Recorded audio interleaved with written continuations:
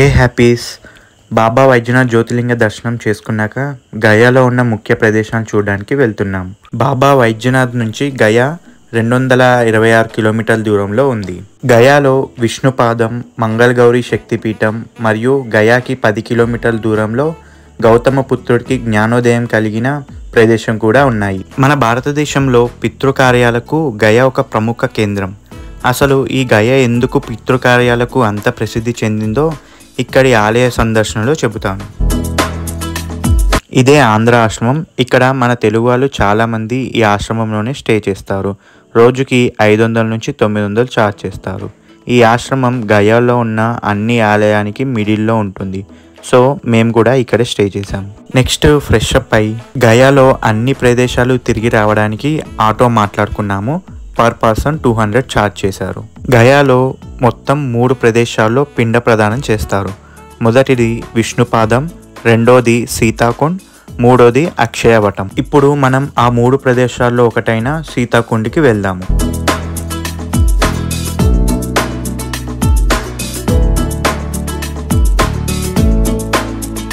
ఈ సీతాకుండ్ ప్రదేశంలో ఆడవాళ్ళు కూడా పిండ ప్రదానం చేస్తారు. అది కూడా మట్టితో పిండ ప్రదానం చేస్తారు. అది ఎందుకంటే సీతారామ లక్ష్మణులు వనవాస కాలంలో దశరథ మహారాజుకి పిండ ప్రదానం చేయడానికి గయా క్షేత్రానికి వచ్చారు.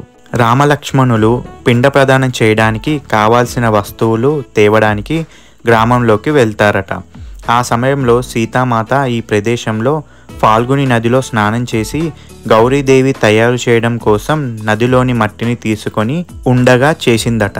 ఆ సమయంలో దశరథుడు అక్కడికి వచ్చి తనకు చాలా ఆకలిగా ఉందని తనకు త్వరగా పిండం పెట్టమని సీతాదేవిని కోరాడట. అప్పుడు సీతాదేవి తన చేతిలో ఉన్న మట్టిని పిండంగా మార్చి దశరథుడికి పిండం పెట్టింది. తిరిగి వచ్చిన శ్రీరాముడు పిండ ప్రదానం చేయడానికి వెళ్తే దశరథ మహారాజు దానిని స్వీకరించాడు. దీంతో రాముడు బాధపడగా సీతాదేవి జరిగిన విషయాన్ని చెప్పి సాక్ష్యంగా దగ్గరగా ఉన్న ఫాల్గుని నది, బ్రాహ్మణుడు, గోవు మరియు రావి చెట్టును చూపిస్తుంది. ఇదే ఆ ఫాల్గుని నది. రాములు వారు వస్తారు, నా నీటితో పితృకార్యం చేస్తారని భావించిన ఫాల్గుని నది సీతాదేవి పిండ ప్రదానం చేసిందని సాక్ష్యం ఇస్తే తనకి ఆ భాగ్యం దక్కదు అని సాక్ష్యం చెప్పదు. అందుకే ఫాల్గుని నదికి కళావిహంగా ఉండమని శపిస్తుంది సీతాదేవి. అప్పటి నుంచి ఫాల్గుని నది నీరు చాలా తక్కువగా ఉంటాయి. బ్రాహ్మణుడు రాములు వారు పిండదానం చేస్తే దక్షిణ వస్తుంది అని చూడలేదు అని చెబుతాడు. బ్రాహ్మణులకు ఎంత దక్షిణ ఇచ్చినా వాళ్లకు తృప్తి కలగదని సీతాదేవి శపిస్తుంది. సీతాదేవి మట్టితో పిండ ప్రదానం చేస్తుంది. దాన్ని ఆవు తినలేదు. రాముడు వారు పిండదానం చేస్తే తనకు దాన లభిస్తుందని ఆవు కూడా అబద్ధం చెబుతుంది. అప్పుడు సీతాదేవి ఆవుని నీ ముందు భాగం కాకుండా నీ వెనుక భాగాన్ని ప్రజలు పూజిస్తారని శపిస్తుంది. రావి చెట్టు మాత్రం సీతాదేవి చెప్పింది నిజమని చెబుతుంది. ఆ రావి చెట్టే అక్షయవటం. దీంతో సంతోషించిన రాముడు గయాక్షేత్రంలో 64 ప్రదేశాల్లో దశరథునికి పిండ ప్రదానం చేశాడట.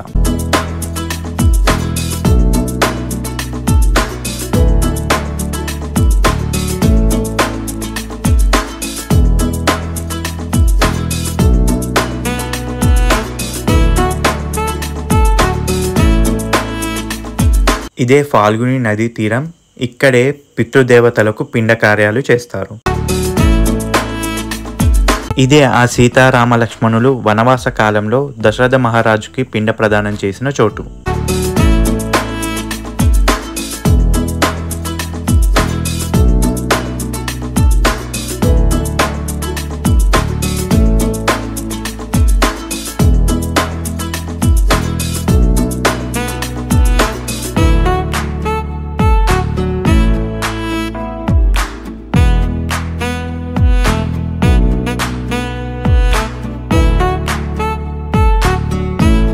రండి, ఇప్పుడు మనం గౌతమ బుద్ధుడికి జ్ఞానోదయం పొందిన బోధ్గయ ప్రదేశానికి వెళ్దాం.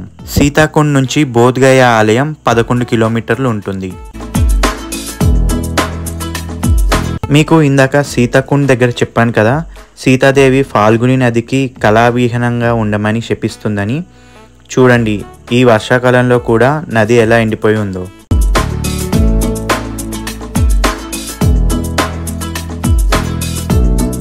బోధగయ దర్శించుకునే ముందు ఆ పక్కనే శ్రీ జగన్నాథ టెంపుల్ ఉంటుంది, దర్శించుకుందాం పదండి.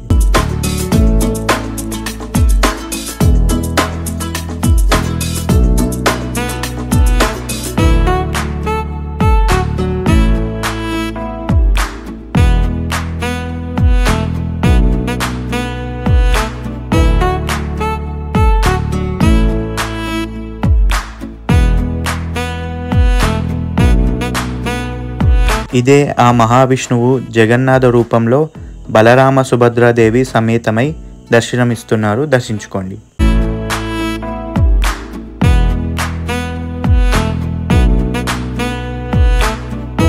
మీకు చెప్పాను కదా ఈ జగన్నాథ టెంపుల్ పక్కనే బోధగయ టెంపుల్ ఉంటుందని. పదండి ఇప్పుడు అక్కడికి వెళ్దాం.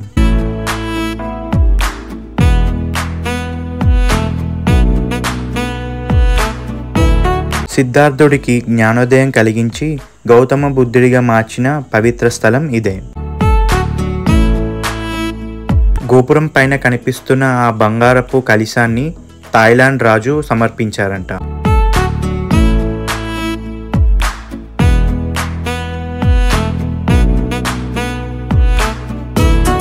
ఈ ఆలయాన్ని అశోక చక్రవర్తి క్రీస్తు పూర్వం 3వ శతాబ్దంలో నిర్మించగా క్రీస్తు శకం 5-6 శతాబ్దంలో గుప్తులు మరింతగా ఆలయాన్ని అభివృద్ధి చేశారు. మీకు కనిపిస్తున్న ఆ ఫ్లాగ్ కింద ఒక చెట్టు కనిపిస్తుంది కదా, అదే బోధి వృక్షం. దాని కిందే గౌతమ బుద్ధుడికి జ్ఞానోదయం కలిగిందట. టెంపుల్ లోపలికి కెమెరా అలో లేదు, సో మీకు పిక్స్ పెడతాను చూడండి.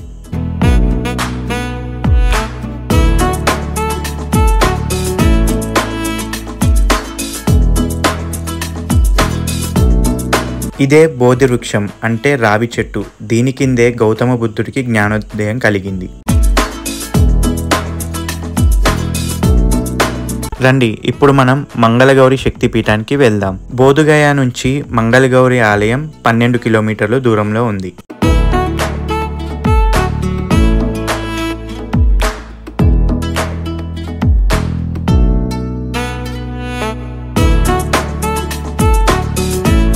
సతీదేవి శరీర భాగంలో పడిన ప్రదేశాల్లో శక్తిపీఠాలు ఏర్పడ్డాయని మనందరికీ తెలిసిన విషయమే. అమ్మవారి శరీర భాగం 18 చోట్ల పడగా 18 శక్తిపీఠాలుగా వెలిశాయి. వాటినే మనం ఇప్పుడు అష్టాదశ శక్తిపీఠాలుగా పిలుస్తున్నాము.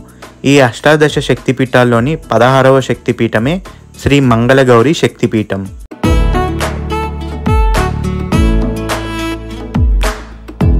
ఇలా మెట్లు ఎక్కి పైకి వస్తే ఆలయ ప్రాంగణానికి చేరుకుంటాము.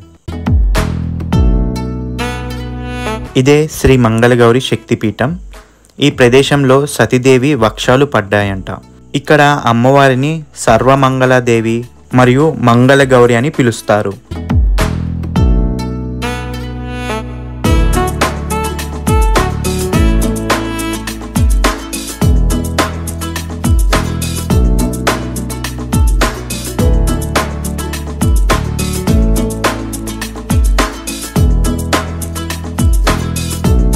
ఇక్కడి ఆలయం చూడ్డానికి చాలా చిన్నగా ఉంది కదా, కానీ చాలా పవర్ఫుల్ టెంపుల్ ఇది. ఇక్కడ అమ్మవారి ఆలయం గృహలా ఉంటుంది. కేవలం 3 అడుగుల ఎత్తులో ఉన్న మార్గం నుంచి వెళ్ళాలి. ఆలయం లోపల నిల్చోవడానికి కూడా ఉండదు. ఈ ఆలయం లోపల అమ్మవారి విగ్రహం ఉండదు. అమ్మవారి స్తనములు పోలిన శిలకు పూజలు చేస్తారు. పదండి ఇప్పుడు అమ్మవారి దర్శనం చేసుకుందాం.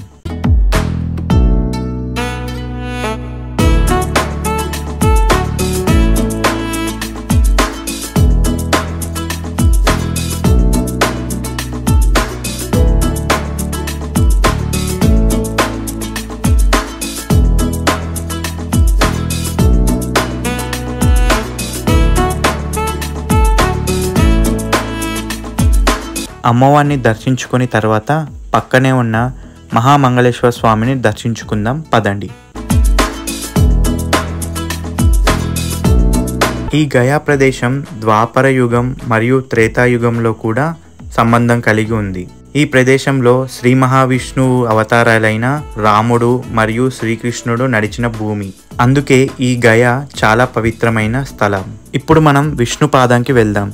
ఇది మంగళగౌరి ఆలయం నుంచి 2 కిలోమీటర్స్ దూరంలో ఉంది. అసలు ఈ విష్ణుపాదం మరియు ఈ ప్రదేశానికి గయ అని ఎందుకు వచ్చిందో చెబుతాను వినండి. పూర్వం గయాసురుడనే రాక్షస రాజు ఉండేవాడు. పేరుకు రాక్షసుడైన చాలా మంచివాడు. అతడు శ్రీ మహావిష్ణువుకి పరమ భక్తుడు. శ్రీ మహావిష్ణు గురించి వేల సంవత్సరాలు తపస్సు చేసి మహావిష్ణువు ప్రసన్నం చేసుకున్నాడు. భూమండలంలో ఉన్న అన్ని పవిత్ర స్థలాల్లో కన్నా తన శరీరం అతి పవిత్రంగా ఉండాలని కోరుకుంటాడు. ఆ రాక్షసరాజు కోరికను నెరవేరుస్తాడు మహావిష్ణువు. ఈ వరంతో ఎంతో పాపం చేసిన వారు కూడా గయాసురుని తాకిన వెంటనే పుణ్యాత్ములుగా మారి నేరుగా స్వర్గప్రాప్తి పొందేవారు. పుణ్యకార్యాలు చేయకపోయినా ఘోరమైన పాపాలు చేసినా రాజుని తాకగానే పుణ్యాత్ములవుతున్నారని, అలా చేస్తే సృష్టి కార్యానికి ఆటంకం కలుగుతుందని దేవతలు బ్రహ్మ వద్దకు వెళ్ళి మొరపెట్టగా బ్రహ్మ దీని గురించి ఆలోచించి ఒక ఉపాయం పన్నుతాడు. బ్రహ్మ నేరుగా గయాసురుడి దగ్గరకు వెళ్ళి తాను ఒక గొప్ప యాగం చేయాలని, దానికి సులువైన ప్రాంతం భూమిపైన లేదని చెబుతాడు. అంతేకాకుండా పరమ పవిత్రమైన నీ శరీరం అందుకు అనువైన ప్రదేశమని చెబుతాడు. దీంతో గయాసురుడు సాక్షాత్తు బ్రహ్మదేవుడే వచ్చి కోరుకోవడంతో తన తలపైన యజ్ఞం చేయమని చెబుతాడు. ఇక్కడే బ్రహ్మదేవుడు మెలిక పెడతాడు. ఒకవేళ మధ్యలో యాగం నీ వల్ల నిలిచిపోతే నీవు చనిపోతావని చెబుతాడు. అయినా గయాసురుడు యాగం చేసుకోమని చెబుతాడు. బ్రహ్మదేవుడు చేసే యాగం వేడికి గయుడు తట్టుకోలేకపోతాడు. అతడి తల కదలడం ప్రారంభమవుతుంది. దీంతో తన మరణం ఆసన్నమైందని భావించి గయాసురుడు తాను ఎంతగానో కొలిచే విష్ణువే తనని సంహరించాలని కోరుకుంటాడు. దీంతో విష్ణువు తన కుడి కాలును అతని వక్షస్థలంపై మోపి భూమిలోకి త్రొక్కివేస్తాడు. ఈ విధంగా గయుడికి మోక్షం ప్రసాదిస్తాడు మహావిష్ణువు. ఈ విధంగా గయుడు బ్రహ్మదేవుడిచే తలపై యజ్ఞం మరియు మీరే నా శరీరంపై పాదం మోపడం, అందువల్ల నా దేహం నశించే ఈ ప్రాంతం పరమ పవిత్రమైందిగాను, ఇక్కడ పిండ ప్రదానం చేసేవారికి మోక్షం పొందేలా వరం కావాలని కోరుకుంటాడు. అంతేకాకుండా తన పేరు మీద ఈ నగరం ప్రసిద్ధి చెందాలని కోరుకుంటాడు. అలా ఈ గయా క్షేత్రం ఏర్పడింది. ఈ ఆలయంలో విగ్రహం ఉండదు, విష్ణువు పాదం ఉంటుంది. ఆ పాదాన్ని పూజిస్తారు. పిండ ప్రదానం చేసే 3 ప్రాంతాల్లో ఈ విష్ణు పాదం కూడా ఒకటి. చూడండి, ఆ మహావిష్ణువు గయాసురుడిపై మోపిన పాదముద్రం. ఇప్పటి వరకు మనం గయాలో మొత్తం 3 ప్రదేశాల్లో పిండ ప్రదానం చేస్తారని చెప్పాను కదా. అందులో విష్ణుపాదం, సీతాకుని చూసాము. ఇప్పుడు 3వది అక్షయవటం. పదండి వెళ్దాం. ఇదే అక్షయవటం. ఇది విష్ణుపాదం నుంచి 2 కిలోమీటర్స్ దూరంలో ఉంటుంది. అక్షయవట్ అనే పదంలో వట్ అంటే వృక్షం, అక్షయ అంటే మరణం లేనిది అని అర్థం. సీతారామ లక్ష్మణులు అరణ్యవాస కాలంలో దశరథ మహారాజుకి పిండ ప్రదానం చేయడానికి గయా క్షేత్రం చేరుకున్నప్పుడు సీతాదేవి దశరథ మహారాజుకి పిండం పెట్టిందని నిజం చెప్పగా ఆ సీతమ్మ ఈ రావి చెట్టుకి ఈ సృష్టి ఉన్నంత కాలం నీవు నశించవని వరాన్ని ఇచ్చిందట. ఈ ప్రదేశంలో పిండ ప్రదానాలు చేసేవారికి మోక్షం వస్తుందట.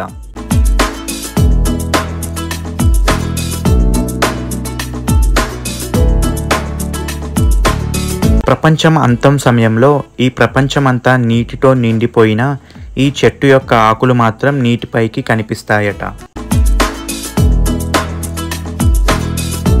వేరే ప్రదేశాల్లో చేసే పిండ ప్రదానం మరియు గయాలో చేసే పిండ ప్రదానంలో డిఫరెన్స్ ఏంటంటే, వేరే ప్రదేశాల్లో ముందుగా పిండదానం చేసి స్నానం చేసి తరువాత దేవాలయాల్లో పూజలు చేస్తారు.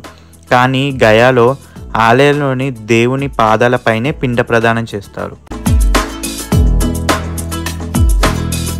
ఇదండి గయాలో చూడవలసిన ఆలయాలు మరియు ప్రదేశాలు. మీకు కనుక వీడియో నచ్చినట్లయితే లైక్ అండ్ కామెంట్ పెట్టండి. అలాగే మరెన్నో వీడియోస్ కోసం నా ఛానల్ని సబ్స్క్రైబ్ చేసుకోండి. హే హ్యాపీస్. నెక్స్ట్ కాశీ వీడియోస్తో మీ ముందుకు వస్తాను. Until then, bye bye.